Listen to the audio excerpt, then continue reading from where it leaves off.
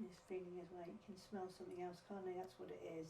My name's Rosie Kin. I'm 63 years old, and for most of my life I had an absolute fear of snakes, and I've now ended up with a 9 feet long Burmese python called Amun Ra.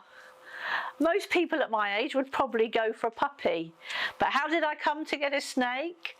We had a friend who had a reptile centre that was going into liquidation, and he had to find new homes for the pets. And having got used to my daughter's python, I went into the shop and held him a couple of times, and I fell in love with him. Very unusual, you might think, but here we are.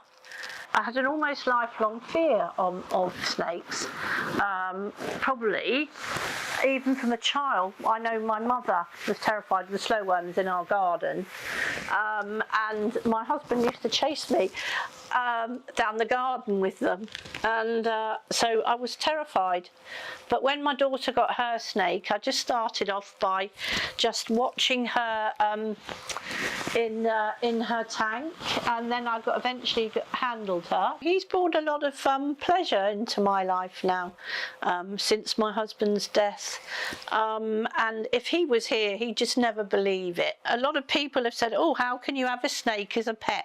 Wouldn't you rather have a dog or a cat? But in actual fact, you're probably far more likely to be bitten by a dog or a cat than to be bitten by him.